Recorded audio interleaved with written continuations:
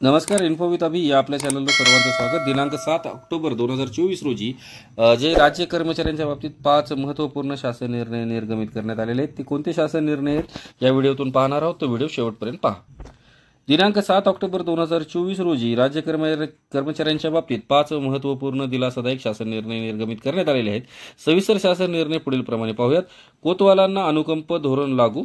राज्य शासन सेवेत कार्यरत कोतवाल या पदावरील कर्मचारी हे सेवेत असताना दिवंगत झाल्यास अथवा गंभीर आजार अपघात यामुळे शासन सेवा करण्यास वैद्यकीय दृष्ट्या कायमचा असमर्थ ठरल्यास, रुग्णता सेवा निवृत्त झाल्यास त्या कुटुंबावर ओढवणाऱ्या आपत्तीत त्यांच्या कुटुंबियांना तातडीने मदत मिळण्याच्या उद्देशाने त्यांच्या वारसांना कोतवाल या पदावरील नियुक्ती अनुकंप धोरणानुसार देण्यास मान्यता देण्यात आली आहे.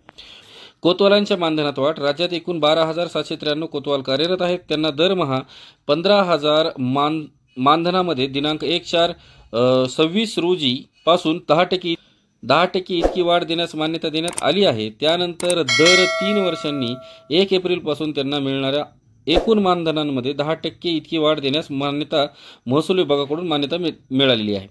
अंगणवाडी सेविका मदतनीस कर्मचाऱ्यांना भाऊबीज भेट रक्कम मंजूर.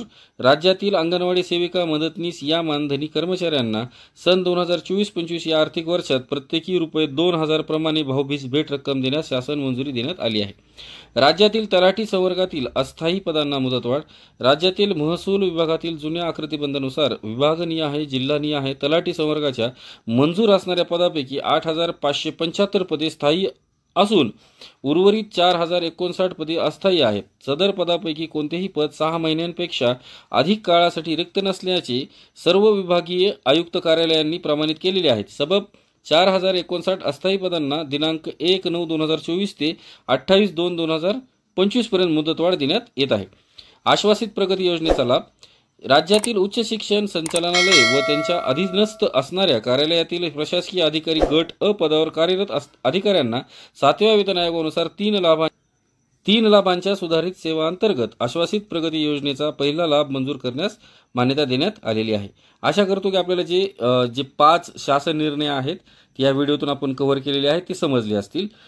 चॅनलवरती नवीन असाल तर चॅनलला सबस्क्राईब करा. व्हिडिओ आवडला असेल तर लाईक करा, शेअर करा, कमेंट करा आणि बेल आयकॉन दाबा जेणेकरून माझ्या चॅनलचे नवीन व्हिडिओ आपल्यापर्यंत पोहोचत राहतील. असेच व्हिडिओ घेऊन भविष्यात भेटू. तोपर्यंत मला रजा द्या. जय हिंद, जय महाराष्ट्र. धन्यवाद.